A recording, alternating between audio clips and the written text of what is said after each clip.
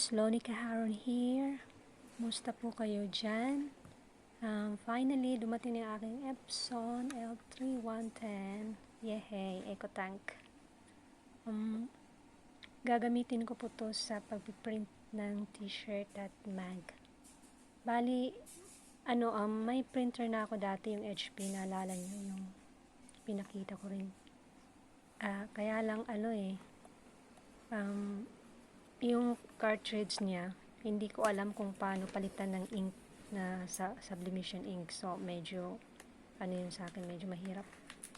So, bumili ulit ako ng itong L3110 Eco Tank. So, meron siyang original ink. So, bali ang gagawin ko, i-convert ko siya into Sublimation Printer. So, instead nang ilalagay ko yung original ink niya, ang ilalagay ko is yung Sublimation ink. Ito yan, itong binubuksan ko ngayon. Itong ina-unbox natin ngayon.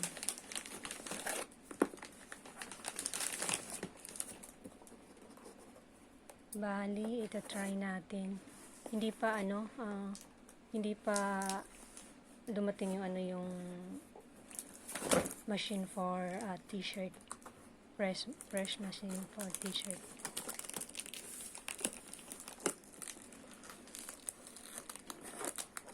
Ayan, ang hirap lang buksan. Medyo, baka magunting ko pa yung kamay ko. So guys, wait muna.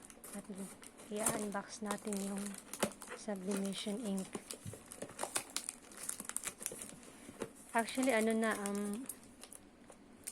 nabili ko na lahat yung mga kailangan. Yung na lang talaga yung kulang sa akin, yung press machine at saka yung cutter.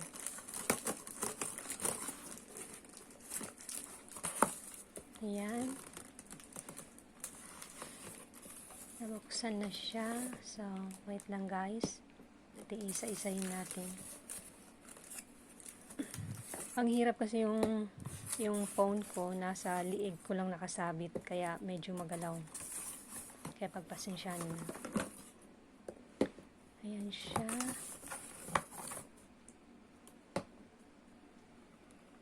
Ayan.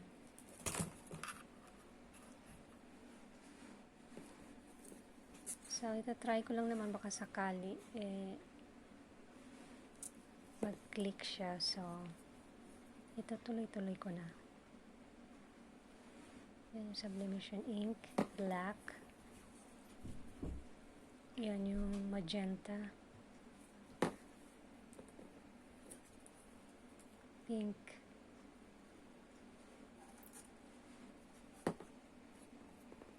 Yellow.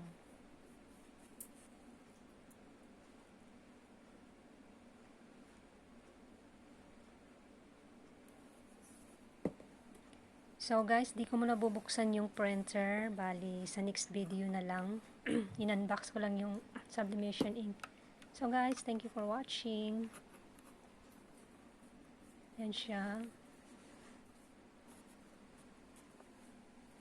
Don't forget to subscribe.